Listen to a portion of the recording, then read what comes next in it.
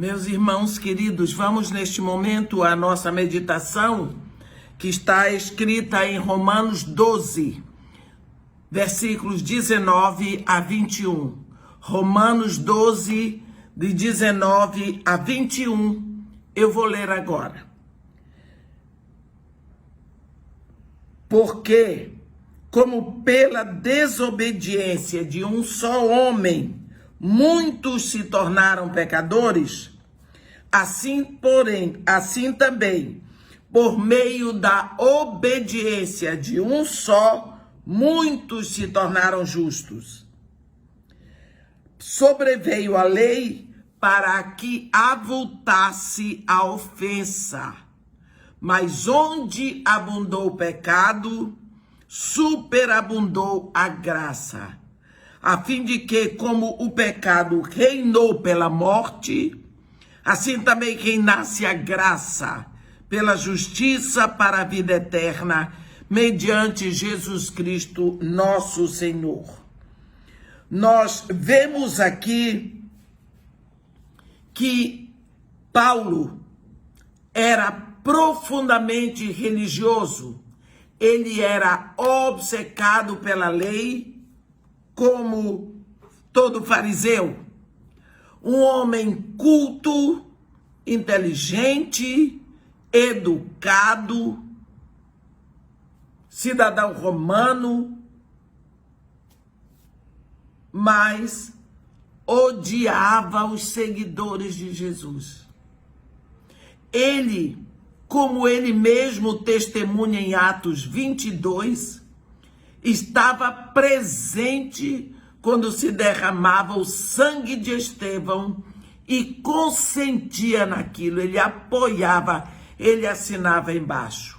É a primeira vez que o nome de Paulo entra nas Escrituras para nós. Ele consentia como ele guardava, segurava as vestes dos que o matavam. Paulo nunca imaginava que um dia ele estaria sofrendo pela fé que ele tanto rejeitou, que ele tanto perseguiu. Como está escrito em Jó, lá no capítulo 42, no versículo 2, bem sei que tudo podes e que nenhum dos teus planos pode ser frustrado.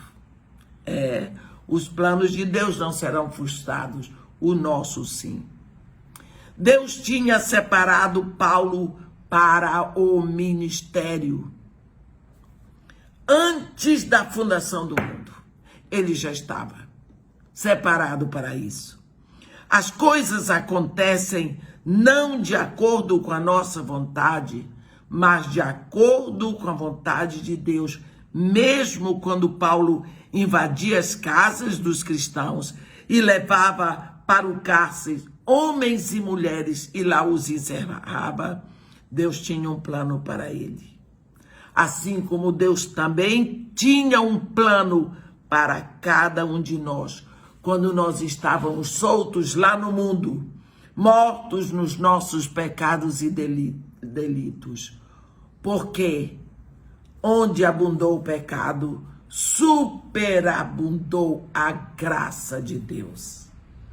Quando você estava lá nas farras, na orgia, na prostituição, separando de Deus e dizendo odeio os evangélicos, Deus estava olhando para você com amor e vendo a hora que ele queria trazê-lo de volta. Chegou na hora, Deus disse, chegou, acabou, e você veio. Até hoje você não compreende.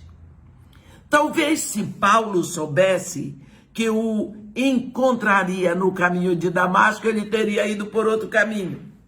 Ele teria ido por outra rota.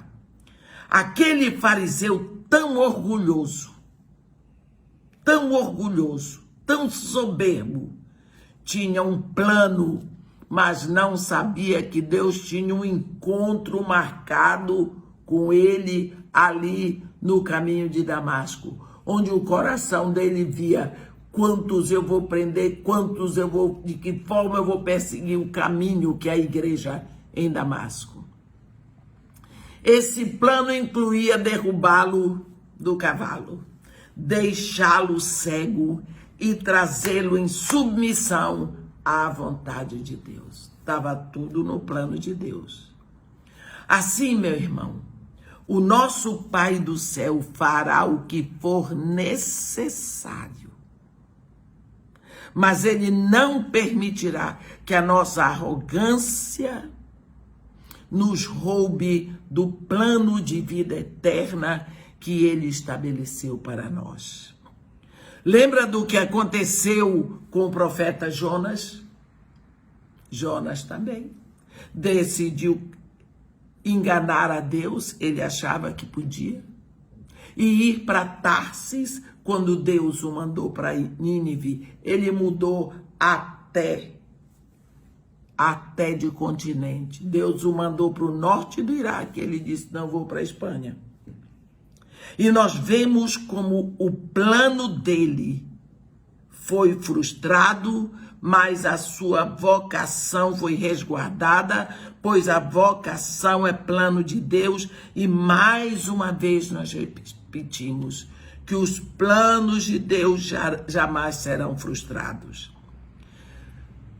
Se você está tendo uma frustração nesse momento dos seus planos, dos seus projetos, eu lhe aconselho a juntar os seus papeizinhos, recuar, porque o plano de Deus está em curso na sua vida. E Deus não vai parar, porque a Bíblia diz, aquele que em nós completou a boa obra, começou a boa obra, há de completá-la. Por isso, não importa a vergonha em que estejamos vivendo, onde abundou o pecado, superabundará a graça de Deus. Essa é a nossa meditação de hoje. Amém. Que Deus nos abençoe e nos guarde.